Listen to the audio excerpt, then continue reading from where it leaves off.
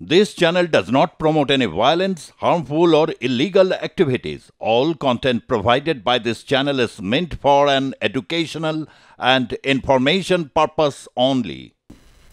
প্রয়াত প্রাক্তন প্রধানমন্ত্রী মনমোহন সিং বয়সজনিত শারীরিক অসুস্থতায় ভুগছিলেন তিনি। বৃহস্পতিবার রাত 9:51 দিল্লির এইমসে শেষ নিঃশ্বাস ত্যাগ করেন মনমোহন সিং। রাতে এইমস থেকে বাসভবনে মরদেহ নিয়ে যাওয়া হয়। প্রাক্তন প্রধানমন্ত্রী মনমোহন সিংয়ের প্রয়াণে শোক প্রকাশ প্রধানমন্ত্রী নরেন্দ্র মোদীর। মনমোহনজি প্রধানমন্ত্রী থাকাকালীন প্রায়ই কথা হতো নরেন্দ্র মোদীর সঙ্গে। স্মৃতি রোমন্থন করছেন প্রধানমন্ত্রী নরেন্দ্র মোদী।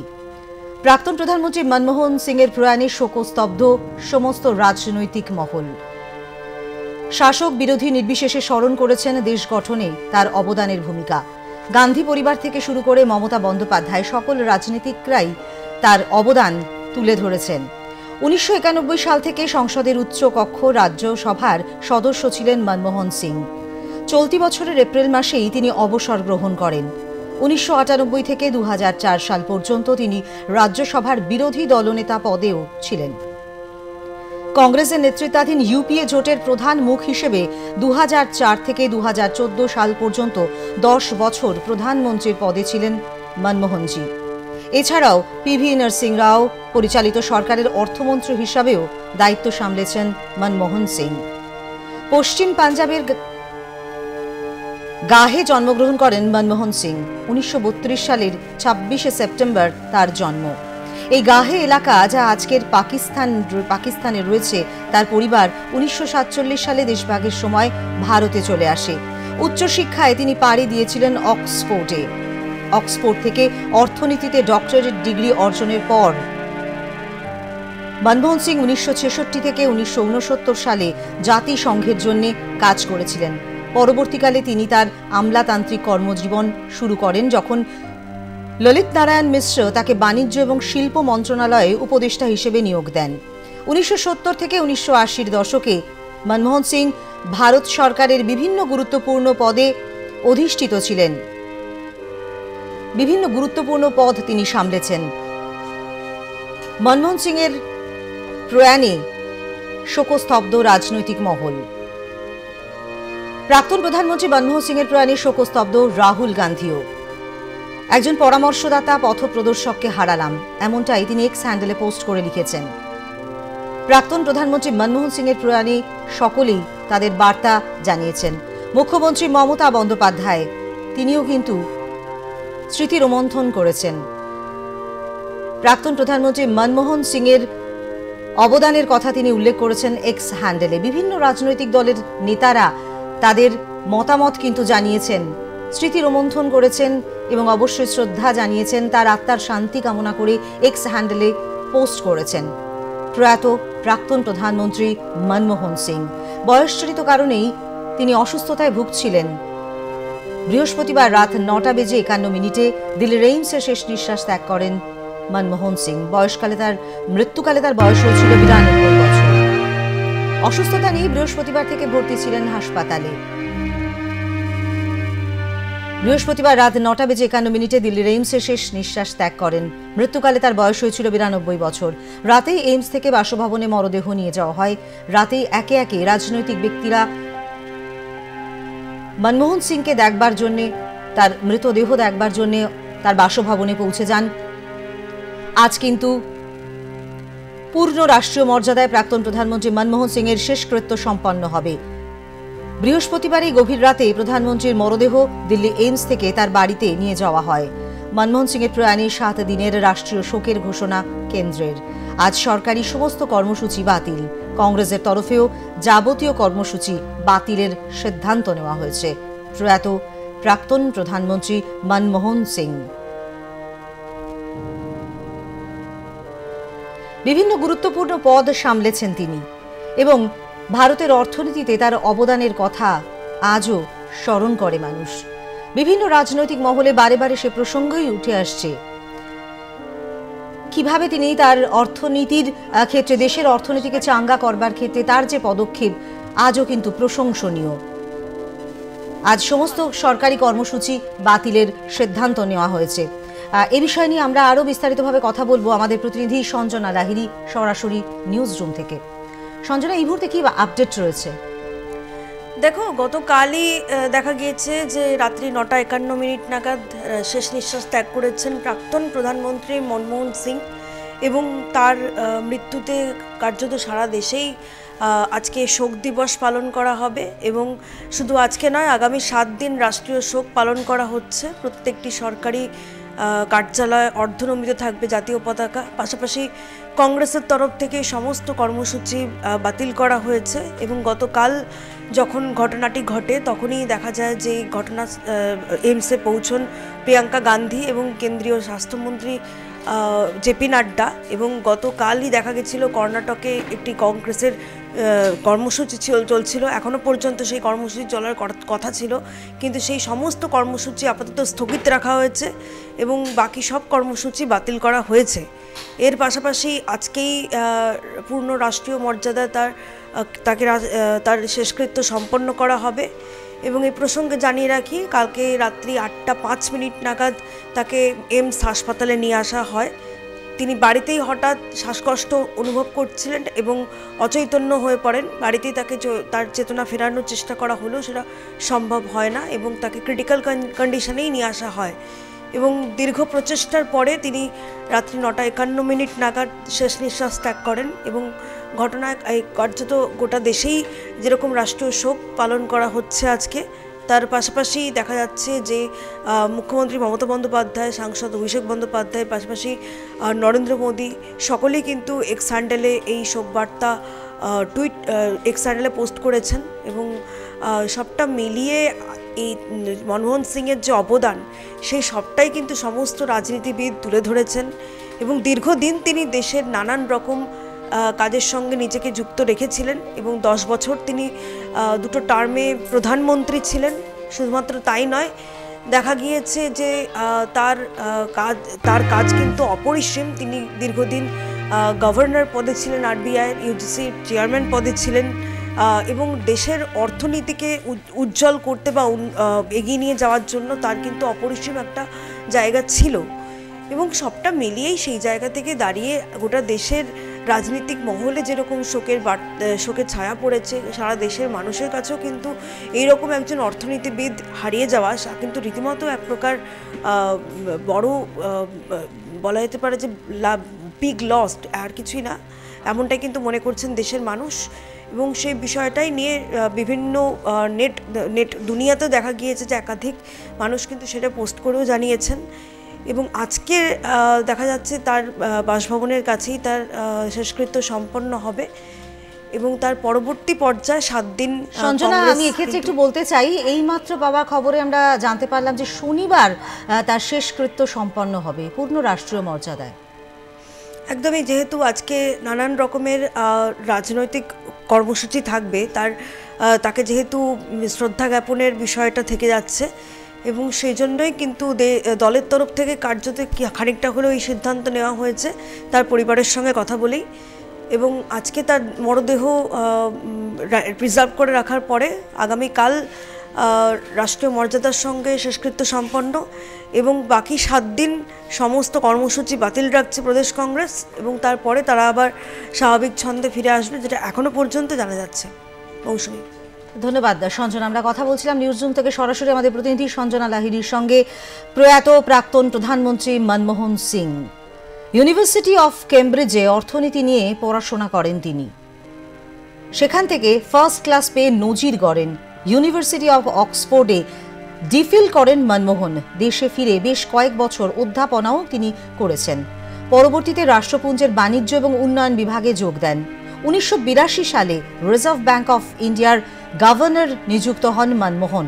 সেই সময় অর্থমন্ত্রী ছিলেন প্রণব মুখোপাধ্যায়। প্ল্যানিং কমিশনের চেয়ারম্যান, সাউথ কমিশনের সেক্রেটারি জেনারেলের দায়িত্ব সামলানোর পর জেনিভার একটি থিঙ্ক ট্যাঙ্কের অর্থনীতিবিদ হিসেবেও কাজ করেছেন। 1991 সালে বিশ্ববিদ্যালয়ের মঞ্জুরি কমিশনের চেয়ারম্যান হন মনমোহন। এরপর 1991 সালে রাজনীতিতে প্রবেশ। মনমোহনের হাতেই ভারত মুক্ত অর্থনীতি হয়ে ওঠে। যে দুদফার প্রধানমন্ত্রী ছিলেন মনমোহন, একাধিক গুরুত্বপূর্ণ সিদ্ধান্ত তিনি নেন।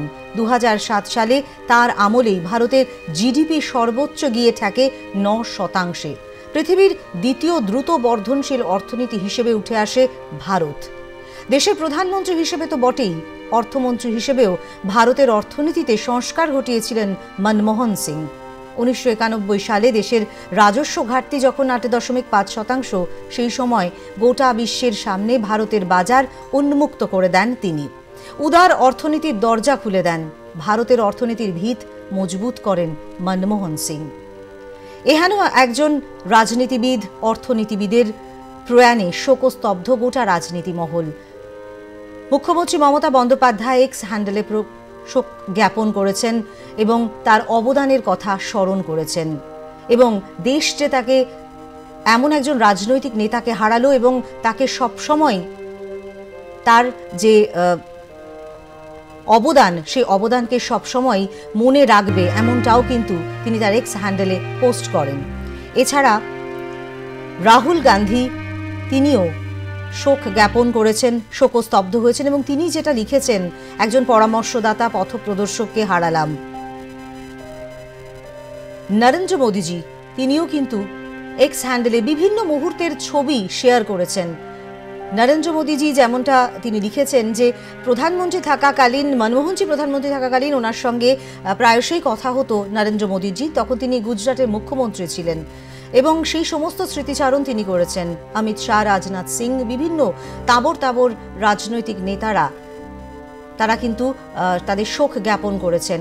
শুধুমাত্র যে কংগ্রেসের দলের বিভিন্ন নেতারা এমনটা নয়, বিরোধী দল নেতারাও কিন্তু তাদের শ্রদ্ধা জানিয়েছেন এহেন একজন রাজনীতিবিদকে। 10 বছর তিনি প্রধানমন্ত্রীর দায়িত্ব সামলেছেন, এবং যেমনটা আপনাদেরকে বললাম, রাজনীতিতে প্রবেশ করবার আগে কিন্তু অধ্যাপনার সঙ্গে, শিক্ষা জগতের সঙ্গে যুক্ত ছিলেন তিনি, এবং অর্থনীতির ভিতকে মজবুত করবার জন্য তার যে অবদান, সেই অবদান চিরস্মরণীয়। এহেন একজন অর্থনীতিবিদ, এহেন একজন রাজনীতিবিদকে হারিয়ে গোটা রাজনৈতিক মহল একেবারে শোকস্তব্ধ। শারীরিক অসুস্থতা তার ছিল, 92 বছর বয়স হয়েছিল, বয়সজনিত অসুখে ভুগছিলেন, এবং বৃহস্পতিবারই আচমকাই অসুস্থ হয়ে পড়েন তিনি। রাত 9:51 এইমসে নিয়ে আসা হলে রাত 9:51 তিনি শেষ নিঃশ্বাস ত্যাগ করেন। রাতেই এইমস থেকে বাসভবনে মরদেহ নিয়ে যাওয়া হয়। আজ তার মরদেহ থাকবে এবং আগামীকাল পূর্ণ রাষ্ট্রীয় মর্যাদায় শেষকৃত্য সম্পন্ন হবে। আমরা আমাদের এডিটর ইন চিফ সুজিত চ্যাটার্জির সঙ্গে যোগাযোগ করেছি, কথা বলবো সুজিতদার সঙ্গে। সুজিতদা, মনমোহন সিং প্রাক্তন প্রধানমন্ত্রী, তার মৃত্যু রাজনৈতিক মহল, অর্থনীতি সবকিছু একটা বড় ধাক্কা, বড় একটা অপূরণীয় ক্ষতি বলা যেতে পারে, কি বলবেন? প্রথমে শুরু করব ডক্টর মনমোহন সিং এর একটা ঘটনা দিয়ে। তখন ভারতীয় জনতা পার্টি বিরোধী রাজনৈতিক দল, প্রধানমন্ত্রী ডক্টর মনমোহন সিং, এবং একটা মুদ্রাস্ফীতি তখন একটা চরমে উঠেছে এবং দাম নিয়ন্ত্রণ করা যাচ্ছে না, এমতো পরিস্থিতিতে অরুণ জেটলি থেকে শুরু করে সুষমা স্বরাজ এরা তীব্র আক্রমণ করছে, তাল মেলাচ্ছে অন্যান্য অনেক আরো কিছু বিরোধী সংবাদ মাধ্যমও। তখন ডক্টর মনমোহন সিং এই প্রবল সমালোচনার চাপের মধ্যে থেকেও তিনি চুপচাপ, তার মুখে একটা স্মিত হাসি, এবং তিনি বলেছিলেন যখন সংসদ অধিবেশন শেষ হলো, সাংবাদিক সম্মেলনে বলেছিলেন যে বিরোধীরা আজকে সমালোচনা করছে তীব্রভাবে, আমার একদিন তারা আফসোস করবে। ঠিক হয়েছেও তাই। তার কারণ হচ্ছে যে সমস্ত শোক বার্তাগুলো দেখছিলাম, তাতে প্রত্যেকেই আধুনিক ভারতবর্ষ, আজকের যে ভারতবর্ষ, এই যে ডিজিটাল ইন্ডিয়া, এই যে আজকে একটা অর্থনৈতিক মন্দার মধ্যে দাঁড়িয়ে যে ভারতবর্ষ এখনো পর্যন্ত যে বিশ্বের মধ্যে মাথা তুলে দাঁড়িয়ে রয়েছে, তার একটা বড় কারণই হচ্ছে ডক্টর মনমোহন সিং। তার যদি আমরা 92 বছর বয়সে প্রয়াণের আগে আমরা দেখি, তার ছোটবেলায় তিনি ছিলেন ধূপপুর ছাত্র, পাঞ্জাব বিশ্ববিদ্যালয় থেকে তিনি স্নাতকোত্তর দুটোতেই অর্থনীতিতে প্রথম ফার্স্ট ক্লাস ফার্স্ট হয়েছিলেন, এবং পরে অক্সফোর্ড বিশ্ববিদ্যালয় থেকে তিনি ডক্টরেট উপাধি পান। এবং গবেষণা করেছিলেন অর্থনীতির উপর। বিশ্ব ব্যাংকে তিনি বিভিন্ন পদে তিনি চাকরি করেছিলেন এবং সম্মানের সঙ্গে। তারপর তিনি ভারত সরকারের যে তিনটি প্রধান যে দপ্তর, প্রথম যদি বলা যায় রিজার্ভ ব্যাংক অফ ইন্ডিয়া, তিনি গভর্নর হয়েছিলেন এবং প্ল্যানিং কমিশনে তিনি চেয়ারপারসন হয়েছিলেন এবং তার সাথে ভারতবর্ষের যে সমস্ত আর্থিক নিয়ন্ত্রণকারী বিভিন্ন সংস্থা তিনি মুখ্য উপদেষ্টা, কখনো হচ্ছে চেয়ারম্যান, এই সমস্ত পদে তিনি আলোকিত করেছিলেন।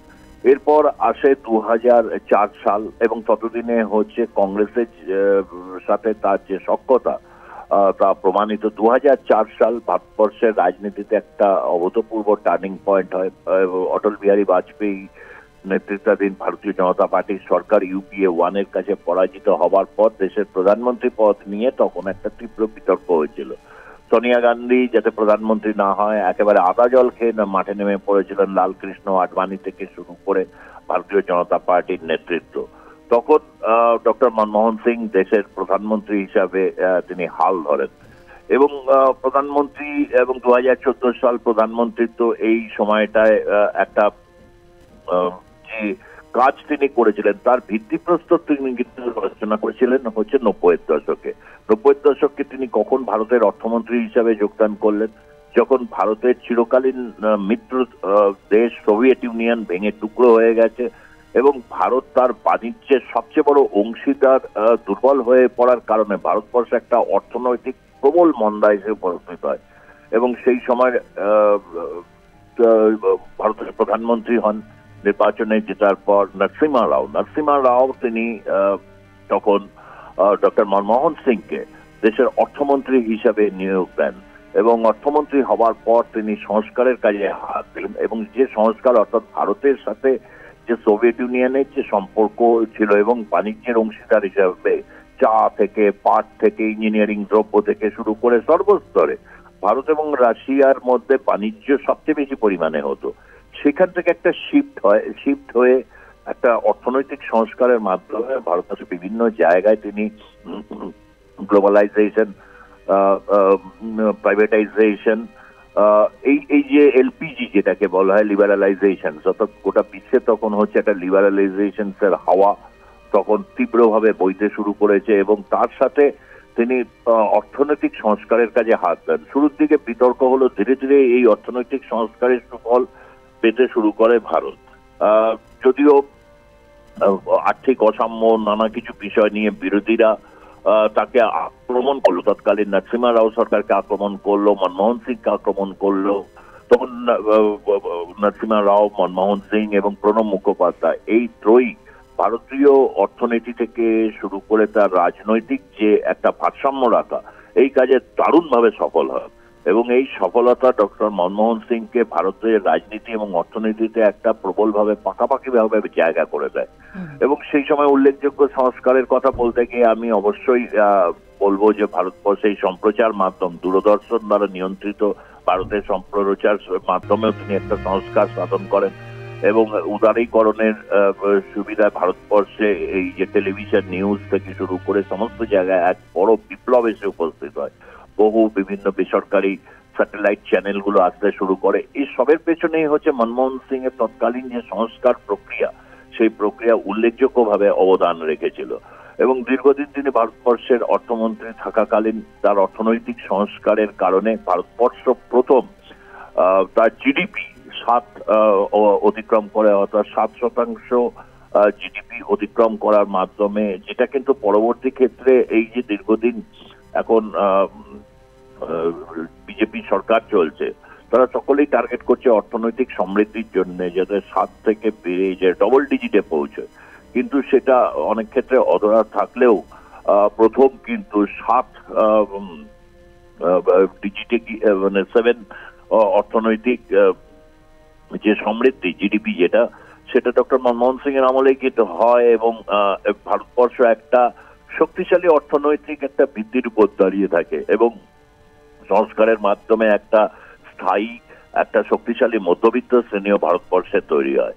এটা হচ্ছে ডক্টর মনমোহন সিং যখন অর্থমন্ত্রী ছিলেন তিনি তার সুযোগ্য নেতৃত্বে এবং তিনি যে সহায়তা পেয়েছিলেন সেই সহায়তাকে তাকে অনেকটাই কিন্তু ভারতীয় রাজনীতিতে পাকাপাকিভাবে একটা জায়গা করে দেয়। জননেতা তিনি ছিলেন না, লোকসভায় তিনি জিতে আসতেন না, তিনি রাজ্যসভার সাংসদ ছিলেন, কিন্তু তথাপি বিরোধী রাজনৈতিক দলের প্রবল আক্রমণের সামনে দাঁড়িয়েও তার কিন্তু কখনো তার মধ্যে একটা অবিচল একটা যে নিজের প্রতি আস্থা সেটা কিন্তু পরিলক্ষিত হয়েছে। প্রবল সমালোচনার মুখে দাঁড়িয়েও তিনি কিন্তু পাল্টা আক্রমণাত্মক ব্যক্তি আক্রমণ কোনো পথেই তিনি কোনোদিনই কেউ হাঁটেননি। তার অতি বড় সমালোচকও কোনোদিন এই কথাটি বলতে পারবে না। এবং তারপর আমি তো যেটা বললাম 1999 সালে ভারতবর্ষের 90-এর দশকে যে একটা রাজনৈতিক অস্থিরতা ছিল, মাঝে মধ্যেই সরকারের পতন ঘটেছে, নতুন সরকার তৈরি হয়েছে, অনেকে প্রধানমন্ত্রী হয়েছেন, কিন্তু 1999 সালে প্রথমবার কংগ্রেসের যে মিথ সেটা ভেঙে যায় এবং 5 বছরের জন্য অটল বিহারী বাজপেয়ী নেতৃত্বাধীন এনডিএ সরকার ক্ষমতায় আসীন হয়।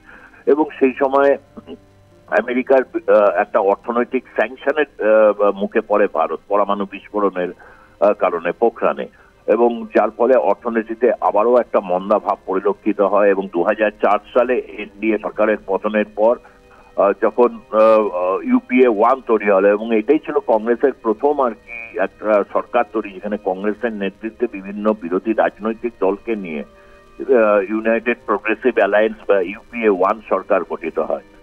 অনেকেই ভেবেছিলেন যে সোনিয়া গান্ধী হয়তো প্রধানমন্ত্রী হবে, কিন্তু সোনিয়া গান্ধীর প্রধানমন্ত্রীত্বের ক্ষেত্রে তীব্র বিরোধিতা শুরু হয় বিজেপির ক্ষেত্রে। বিদেশিনী বহু এই বিষয়টাকে সামনে রেখে লালকৃষ্ণ আডবাণী নেতৃত্বাধীন ভারতীয় জনতা পার্টি তৎকালীন শীর্ষ নেতৃত্ব তারা মানে এমনই বিষয়টাকে নিয়ে যায় যে সেক্ষেত্রে সোনিয়া গান্ধী ইউপিএ চেয়ারপারসন হিসাবে থাকেন এবং ডক্টর মনমোহন সিংকে প্রধানমন্ত্রী হিসাবে ঘোষণা করেন। 2004 থেকে 2009 সেই সময়কালটায় ভারতবর্ষের মানে অর্থনীতি এবং রাজনীতি একটা ভারসাম্য আনার চেষ্টা হয়। ততদিনে ভারত অর্থনৈতিক সংস্কারের মাধ্যমে যে জায়গায় গিয়ে পৌঁছেছে, তখন ডক্টর মনমোহন সিংকে উপেক্ষা করার মতো আর কোনো জায়গা নেই।